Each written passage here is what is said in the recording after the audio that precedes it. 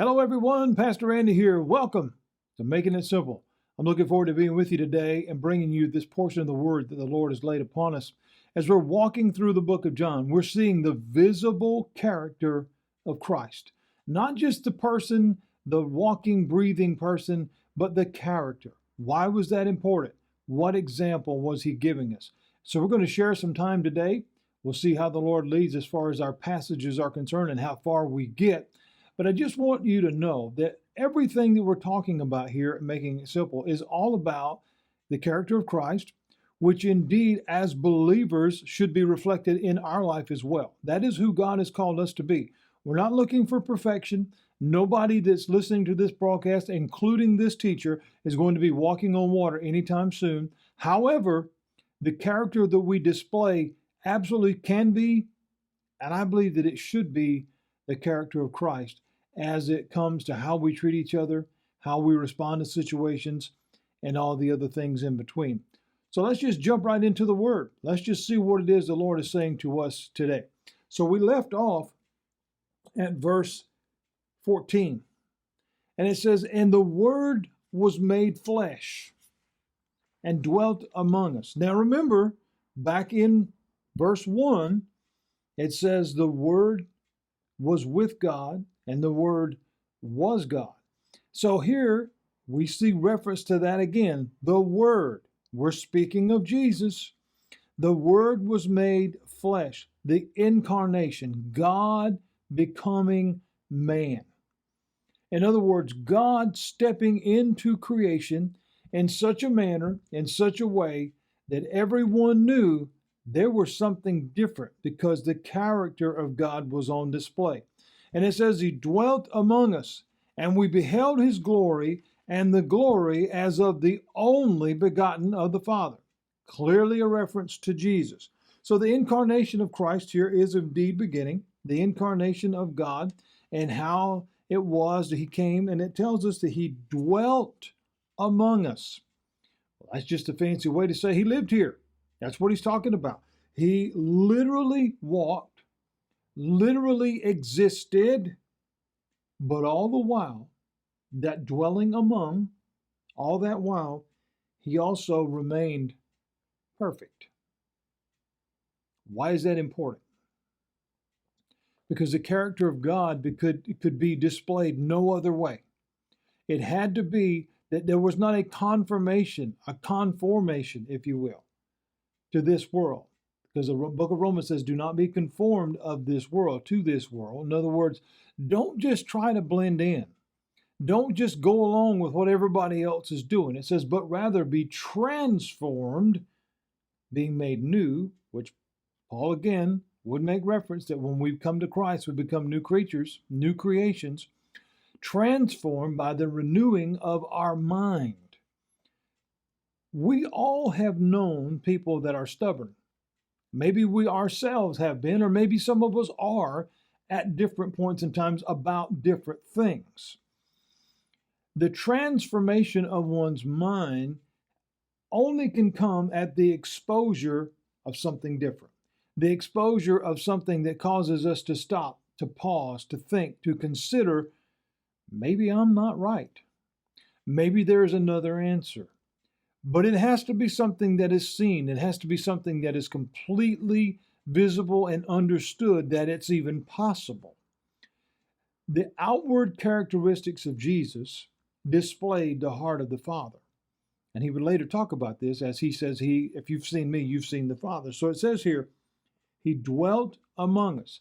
There was a reason for that. It was to show that outward example. It was to show others, hey, this can be done. You can be who God called you to be. And then it says, and we beheld his glory. What does that mean? It just simply means it was visible. We could see it. It was outwardly displayed. It wasn't a hidden characteristic. It wasn't an unknown thing. It was all known. The love, the compassion, the forgiveness, the healing, all of it was all outward. It was visible. Because remember, all of it, everything based on God is based on not feelings and emotions, but action. And these things were able to be seen clearly. And it says here in that same verse, just reading it from the Message Bible, the Word became flesh and blood and moved into the neighborhood. We saw the glory with our own eyes, the one of a kind glory, like Father, like Son, generous inside and out, true from start to finish. So again, that's just a clear reference to the visibility of the character of God as on display through the life and the person of Christ. So it is important that we understand that, friends, as we're looking, as Jesus was again dwelling, walking among all of those around him. It was not just a reference as we look at Jesus. We don't now see him as just a mere Bible character, as he has been diluted to be in many circles in the world today. Not everyone is as respectful about not only the name of Jesus, but the person of Jesus. What is going on here? He's living among, he's dwelling among, he's here with among all the other people, men, women, and children. And it says, we beheld, we could see his glory. There was something there. And it says that that glory was full of grace and truth. Now, what does that in particular make reference to? A character as such stood out. It was not only just on visible display. Everyone could see that Jesus was different because he didn't act like everybody else. But it says it was full of grace and truth. Not everyone at that time understood the concept of grace. Everyone really were bound by the law and the overpowering rule of the ruling class and the Pharisees and what have you. They didn't really understand the concept of grace. And it was beginning to be a skewed idea of truth, because truth was what they were told that they had to believe. But it wasn't necessarily what was always on display. It kind of sounds like modern times. And so we see here that Jesus displayed those things through his life, his examples. Often, though, those who have sat under my ministry for all these years have heard me say on more than one occasion, our witness is our life. Our life is our greatest witness. No question about it. Jesus set that example. His life was his witness. It was what others were able to literally, visibly see on display. And what they could see, John writes here, was grace and truth.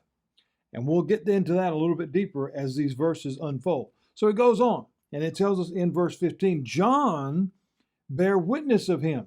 So, okay, now we go back. Again, John has been introduced to us in verse 6. There was a man named John, and he came as a witness. He came to display, to talk about, to introduce all those different things, the entire community and everyone who would listen to the person of Jesus. And so it tells us here that he came and that he was witnessing of him, and he cried, saying, "This is he of whom I spoke." There he is. He was able to easily point him out. He said, "He who come after me, this one that I told you that is on the way, is preferred before me." He's always been. Back to verse 1. Was with God, was always with God in the beginning. It all begins to tie together. And so he says here, he's always been. He was before me, for he was preferred before me because he was before me. So John is acknowledging the fact of the eternal existence of Christ. It was easy for John to point him out. It was easy for John to point him out because, as was seen, while he was dwelling among, his glory, his truth was visible. It could be seen. It was obvious that he was different. John was clearly able to say, there he is. There he is. There's the one that I've been telling you about. There's the one that I've been speaking to you about. It says there in the message, John pointed him out, and he called and he said, this is the one. This is the one I told you was coming after me, but in fact was before me, because he's always had the first word. It ties back to verse 1, friends. That's how it all works. See, this continuing story, this continuing account of the person of Jesus, why he came, what he came to offer, what he left behind when he ascended back into heaven, is life-changing. And that is why I want us to be able to share these moments together, this time together, to be able to understand the importance of that and how it impacts us right now in 2021, and how, without any question, it makes our life better. That's the whole intent of this show, Making It Simple. It is not to be preachy, and it is not to be, overbearing about, the rights and wrongs. We'll get into those things as they are brought to our attention within this very, very book. But our focus is on getting our relationship right with Christ, because until we do that, none of the rest of it is going to be fixed. None of the rest of it can really even be addressed, because then we get into finger pointing and judgmental things. And that's not what Jesus came for. He came to make our life better, because when we improve, when we begin to understand why a relationship with him is important, we begin to be drawn into that relationship. Not only do we want to please God, we want to live a life pleasing to God. We understand the necessity of that, but it becomes our desire. It's who we are. Our hearts begin to change. Our thoughts begin to change. That transformation of mind begins to come into place. And then it's just not an issue. It's not a struggle. It's not a phony thing. It's not a character you put on or off. It just becomes who you are. And that is what a real relationship with Christ really does for us. And so we're going to stop right there, I think, tonight, because I don't want to get any deeper than that, because as we go into verse 16, and all of his fullness we've all received for grace, and for the law was given unto Moses, but grace and truth came by Jesus.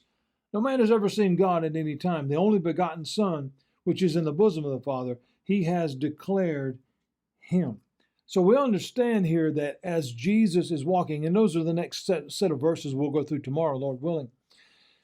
As we see on display, though, what we see, we can relate to that as we look at those around us today. And I don't mean that in a judgmental fashion, but rather it is apparent what is going on in someone's life by the way that they display their things. We can see, again, I'm at this time preaching right now on Sunday mornings a series on the fruit of the Spirit, but the concept of understanding love and joy and forgiveness and kindness and gentleness and all those other things, they're visible.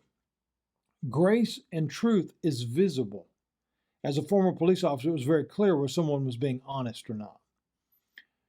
Grace is that extension of that undeserved favor, that ability to deal with situations with a calmness and a surety that things are being handled in a way that honors God. Those things are easily seen. That is the character of Christ. Character building and understanding is vital to our walk with the Lord, because if we truly desire for other people to come to know Christ, we first have to be that example. A dear friend of mine out in Missouri has the illustration. He said, you become Jesus with skin on. Simply meaning, as Jesus would later say, I'm not going to be here forever, physically walking with you, dwelling among you, but you will be my representatives, and you, through the power of the Holy Spirit, will be able to display those things. So in essence, we are that. We are that living, walking example. The question we have to ask is, how are we doing with that? We will understand that a little bit more as we continue to go through this word and we continue to be exposed to the character of Christ. I just want to thank you so much for giving me just a portion of your day. I really, really enjoy doing these lessons, and I pray that they're a blessing to you. It's great to see many people watching, and I just enjoy the feedback. Thank you again for your support and your belief in this work. All of it is about just showing people Christ. He's made a big difference in my life, and I know that he can do the same thing for you. God bless you. Have a great rest of the day, and Lord willing, I'll see you again tomorrow for another episode of Making It Simple.